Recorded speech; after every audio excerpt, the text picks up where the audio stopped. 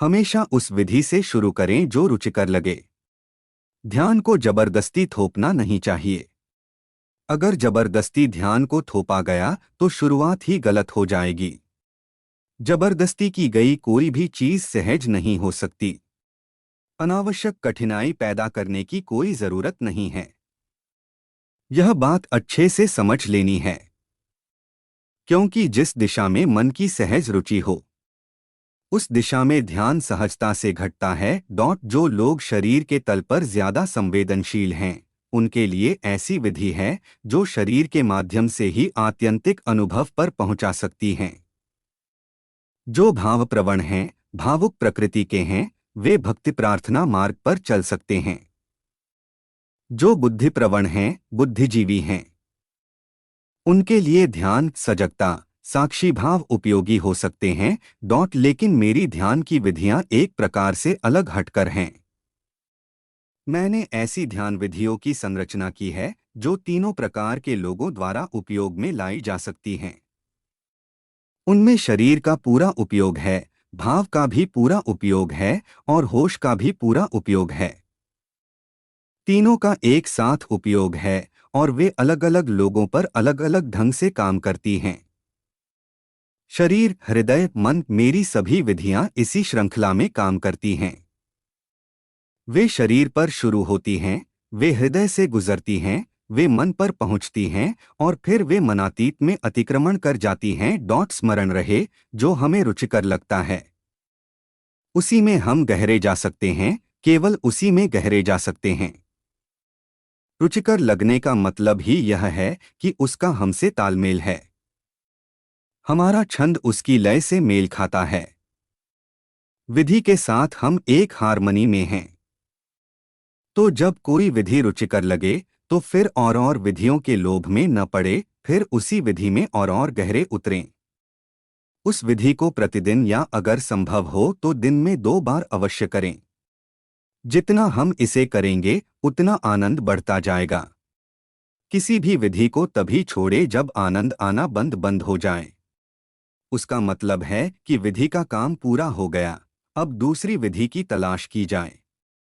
कोई भी अकेली विधि हमें अंत तक नहीं ले जा सकती। इस यात्रा पर हमें कई बार ट्रेन बदलनी पड़ेगी। हर विधि हमें एक अमुक अवस्था तक पहुंचाएगी, उसके बाद उसका कोई उपयोग नहीं है, उसका काम पूरा हो गया। 2 बातें स्मरण रखनी हैं। जब किसी विधि में आनंद आए तो उसमें जितने गहरे जा सके जाएं, लेकिन उसके आदी न हो जाएं, क्योंकि एक दिन उसके पार भी जाना। अगर हम उसके बहुत आदी हो जाते हैं तो यह भी एक प्रकार का नशा है, फिर हम उसे छोड़ नहीं सकते। अब उसमें कोई आनंद भी नहीं आता, इससे कुछ मिलता भी नहीं, लेकिन यह एक आदत हो गई। फिर चाहे तो इसे हम करते रह सकते हैं, लेकिन हम गोल गोल घूमते हैं, यह उसके आगे नहीं ले जा सकती। तो आनंद मापदंड है। जब तक आनंद आए जारी रखें। आनंद का कण भी पीछे न छूट जाए, उसका पूरा रस निचोड़ लें, एक बूंद भी बाकी न बचे, और फिर उसे छोड़ने की भी तैयारी रखें। फिर कोई दूसरी विधि चुन लें जिसमें फिर आनंद आता हो सकता है हमें कई बार विधि बदलनी पड़े, यह अलग अलग लोगों के लिए अलग अलग होगा, लेकिन ऐसी बहुत कम संभावना है कि एक विधि से पूरी यात्रा हो जाए। लेकिन बहुत सी विधियां एक साथ करने की भी जरूरत नहीं है, क्योंकि हम उलझन में पड़ सकते हैं, विपरीत प्रक्रियाएं एक साथ कर सकते हैं और तब तकलीफ होगी, दर्द होगा। तो कोई भी 2 ध्यान की विधियां चुन लें और फिर उन्हें सतत करें। असल में मैं तो चाहूंगा कि कोई एक ध्यान ही चुने, यह सबसे अच्छा होगा। जो ध्यान हमें भाए उसे दिन में कई बार करना ज्यादा बेहतर है। इससे उसमें गहराई आती है। अगर हम कई ध्यान एक साथ करते हैं, एक दिन एक, दूसरे दिन दूसरा, और हम अपने ही ध्यान गढ़ लेते हैं, तो ऊहापोह बढ़ेगा। विज्ञान भैरव तंत्र में ध्यान की 112 विधियां हैं। हम पागल हो जा सकते हैं।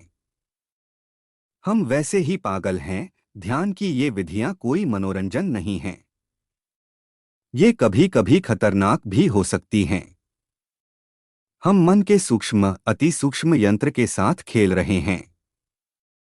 कभी एक छोटी सी चीज जिसका हमें होश भी नहीं कि हम क्या कर रहे हैं, खतरनाक सिद्ध हो सकती है। इसलिए इन विधियों में कोई हेरफेर न करें और अलग अलग विधियों को मिलाकर अपनी ही कोई खिचड़ी विधि न ईजाद करें। कोई भी 2 विधियां चुन लें और कुछ सप्ताह उनका प्रयोग करके देखें।